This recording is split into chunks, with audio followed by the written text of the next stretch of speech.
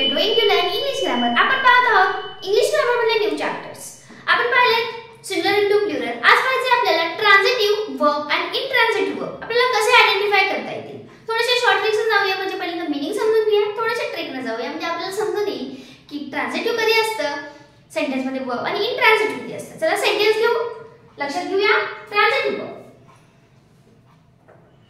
The gardener planted a sapling. पहा, a gardener planted a sapling म्हणजे gardener माहिती आपल्याला माळी. तो काय करतोय, काय प्लांटेड करतोय, लावतोय काय, सॅपलिंग. ओके, एवढं आपल्याला समजलं. मग काय करायचं, प्लांटेड म्हणजे काय क्रिया आहे, हे झालं आपलं वर्ब. मग हे आलेलं वर्ब ट्रान्झिटिव्ह आहे का इंट्रान्झिटिव्ह आहे हे आपल्याला पाहायचं. आपण जर असं म्हटलं गार्डनर प्लांटेड, काय प्लांट करते, लावते. काय लावते, मीनिंग पूर्ण होते का वाक्याचं, नाही होत. म्हणजे या वाक्याला स्वतःचं मीनिंग पूर्ण करायला ऑब्जेक्टची गरज आहे. कशाची गरज आहे, ऑब्जेक्टची गरज आहे. पहिल्यांदा आपण बघूया सब्जेक्ट कशाला म्हणतात, वर्ब कशाला म्हणतात आणि ऑब्जेक्ट कशाला म्हणतात. ओके, याचा मी डिटेल व्हिडिओ टाकलेला आहे, तरी छोटेसा शॉर्टकट मध्ये मी तुम्हाला घेते याचं की आपण कशाला काय करायचं. सब्जेक्ट म्हणजे करणारा, करता. सब्जेक्ट म्हणजे काय, करता. कोण करतोय, गार्डनर करतोय, हे झालं सब्जेक्ट.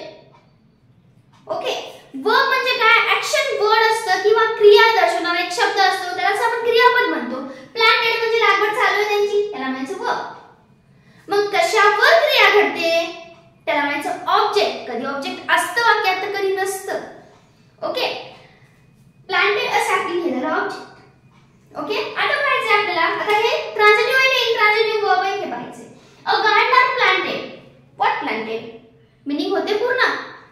तो शेतकरी लावतोय, माळी लावतोय. काय लावतोय म्हणजे वाक्याचा अर्थ पूर्ण होत नाहीये. A gardener planted a sapling म्हणलं तर ह्याचा वाक्याचा अर्थ पूर्ण होतो. मग त्यावेळेस म्हणायचं दिस वर्ब इज ट्रान्झिटिव्ह वर्ब. त्याला काय म्हणायचं, ट्रान्झिटिव्ह वर्ब. याला काय म्हणणार आपण, ट्रान्झिटिव्ह वर्ब म्हणजे सकर्मक क्रियापद.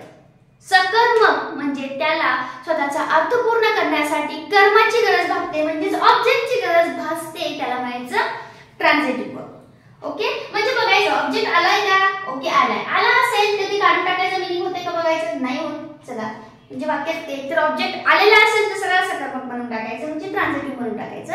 जर वाक्यात ऑब्जेक्ट नसेल तर मग आपण काय म्हणणार आहेत, अकर्मक म्हणणार आहेत. ओके, अजून एक सकर्मकचं एक्झाम्पल घेऊया आणि मग अकर्मक पुढे जाऊया, म्हणजे इंट्रान्झिटिव्ह वर्ब. ओके, नेक्स्ट सेंटेन्स घेते. The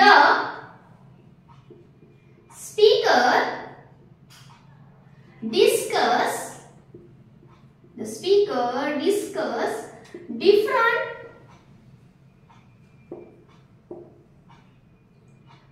marketing. आता कोण डिस्कस करायले, पटकन आलं की लगेच आपण चर्चा करत राहायची. Strategy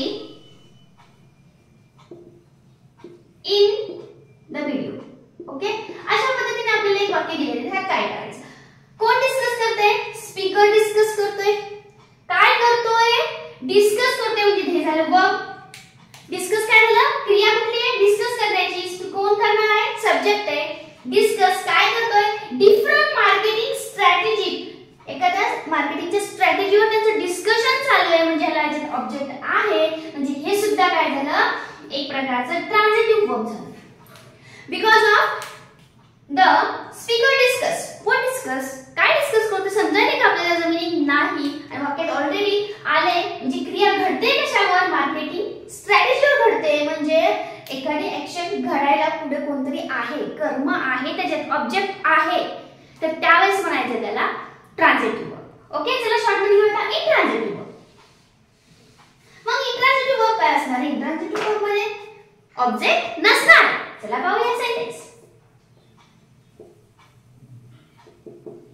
You appear to be smart. Sentence काय घेतले,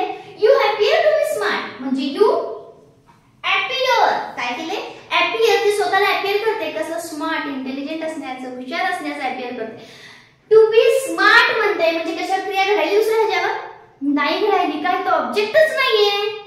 ओके, म्हणजे ह्या क्रियेचा ह्याचा सेंटेन्सचा जे काही मीनिंग आहे ते मीनिंग पूर्ण होण्यासाठी कशाची गरज नाहीये, ऑब्जेक्टची गरज नाहीये. म्हणून त्याला अकर्मक म्हणतात. बिकॉज ऑफ अकर्मक म्हणजे ह्याच्यामध्ये कर्म नाही.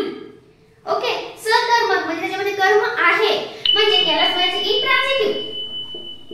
याला काय म्हणायचं, इंट्रान्झिटिव्ह. का, सब्जेक्ट मध्ये सब्जेक्ट आलाय, वर्ब आलाय, पण ऑब्जेक्ट नाहीये. ऑब्जेक्ट नाहीये किंवा ऑब्जेक्टची गरज भासत नाहीये त्याचं मीनिंग पूर्ण व्हायला, म्हणून त्याला म्हणलेले इंट्रान्झिटिव्ह वर्ब. ओके, म्हणजे ज्या वाक्यामध्ये ऑब्जेक्ट आलेला असेल त्याला म्हणायचं सकर्मक म्हणजे ट्रान्झिटिव्ह वर्ब. आणि ज्या वाक्यामध्ये ऑब्जेक्ट आलेला नसेल तर त्याला म्हणायचं इंट्रान्झिटिव्ह म्हणजेच अकर्मक. ओके, अजून एक अकर्मकचं सेंटेन्स घेऊया. तुम्हाला थोडंसं डिटेलमध्ये डीप मध्ये तुम्हाला समजून येईल. बिकॉज ऑफ ह्याची भरपूर वास्ट आहे.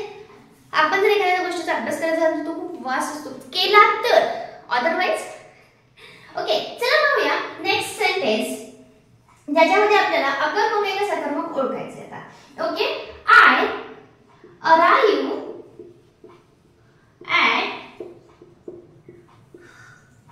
हॉलमन्स. एक रेसिडेन्सीचं नाव आहे हे, नाही त्याचा अजून काय असेल टेन्शन घेऊ नका.